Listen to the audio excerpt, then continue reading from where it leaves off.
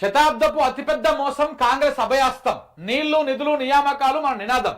నిందలు దందాలు చందాలు రేవంత్ విధానం. అరే మంచిగుంది కథ. తెలంగాణలో నినాదమేమో నీళ్లు నిధులు నియామకాలు.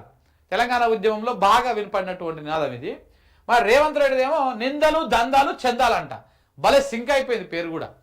రేవంత్ రెడ్డి నినాదం చాలా అద్భుతంగా ఉంది. నినాదం కానీ విధానం కానీ చాలా అద్భుతంగా ఉంది. అప్పుడు చంద్రబాబుకు మూటలు మోసిండి, ఇప్పుడు రాహుల్ కోసం ఢిల్లీకి మోస్తున్నాడు. రాహుల్ కోసం కాదన్న, మోడీ కోసం మోస్తున్నాడు. రాహుల్కు మోసినా కానీ ఏదో తీసుకుంటారు వాళ్ళు పక్కన వాళ్ళు బ్యాగులు, కానీ రాహుల్ గాంధీ ఈయన దేకితే అనిపిస్తలేదు. మోడీ కోసం మోస్తున్నాడు. మోడీ ఈయన కలిసి రాష్ట్రంలో కుట్ర చేస్తున్నారు. మోడీ ఈయన చంద్రబాబు కలిసి మాటల మనిషి మూటల మనిషి అయ్యిండు. త్వరలోనే ఉప ఎన్నికలు వస్తాయి. పార్టీ మారిన 10 మంది సన్నాసులకు వాత పెట్టాలి. పార్టీ మారిన వాళ్ళని ఓడగొట్టాలని చెప్పేసి నిన్న కేటీఆర్ మాట్లాడితే, ఇదే అంశాన్ని వెలుగు అనేటువంటి పత్రిక ఎట్లా రాసిందో ఒకసారి చూడండి మిత్రులారా. ఇగో చాలా విచిత్రంగా ఉంటుంది అనమాట వార్త టేకింగ్.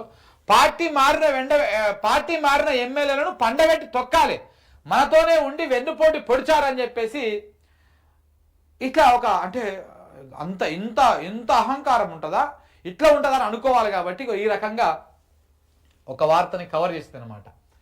కానీ ఆయన మాట్లాడినటువంటి మాటలు ఒకసారి మీకు వినిపిస్తా.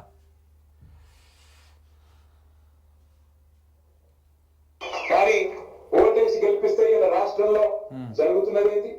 ఒకనాడు మన నినాదం తెలంగాణ ఉద్యమంలో నీళ్లు నిధులు నియామకాలు, నీళ్లు నిధులు నియామకాలు. ఇలా రేవంత్ రెడ్డి ప్రభుత్వం వచ్చినాక ఏమైపోయింది? ఆ నినాదం మారిపోయింది. ఇప్పుడు ఏమిటి తెలుసా కొత్త నినాదం?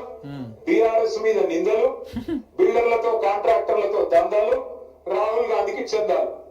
నిందలు దందాలు చందాలు. నీళ్లు నిధులు నియామకాలు లేదు, నిందలు దందాలు చందాలు. తెల్లారి లేస్తే ఎవరిని దోసుకోవాలా, ఎవరిని ఎట్లా బెదిరించాలా, ఎవరిని తోడు వచ్చి పైసలు వసూలు చేయాలా, ఎట్లా ఢిల్లీకి డబ్బులు పంపాలా. రేవంత్ రెడ్డి గారు మాటల మనిషి అని మనకు ముందే తెలుసు. మాటలు బాగా చెప్తాడు. ఎలక్షన్ల ముందు చాలా చెప్పిన మాటలు మీకు యాదుకున్నారు. మాటల మనిషి అనుకున్న ఆనాడు కానీ మూటల మనిషి అని ఇప్పుడు తెలుస్తా ఉన్నది. అప్పుడు చంద్రబాబు నాయుడు మూటలు మోసిండు యాదకుండాలో, మీకు నల్ల రాయలు దొరికింది కదా యాదకుండా. ఇప్పుడేమో ఢిల్లీకి మూటలు మోస్తున్నాడు. తేడా ఏమీ లేదు. మాటల మనిషి మూటల మనిషి అయిపోయినాడు. అది ఈ రకంగా తెలంగాణ ఉద్యమంలో వీళ్ళ నినాదం ఎట్లా ఉండే, ఇప్పుడు రేవంత్ రెడ్డి విధానం ఎట్లా మారింది అనేది ఆయన చెప్పిండు. అలాగనే ఇదే చెప్పే క్రమంలో ఎవరైతే పార్టీ మారి వెళ్ళిపోయారో వాళ్ళకు బుద్ధి చెప్పాలి, 100% వాళ్ళని ఓడగొట్టాలి. రేపు ఉప ఎన్నికలు రాబోతా ఉన్నాయి అని చెప్పేసి గద్వాలకు సంబంధించినటువంటి కొంతమంది ఇతర పార్టీలకు సంబంధించినటువంటి కార్యకర్తలు నాయకులు బీఆర్ఎస్ పార్టీలో చేరుతున్న సందర్భంగా నిన్న చేసినటువంటి వ్యాఖ్యలు అవి.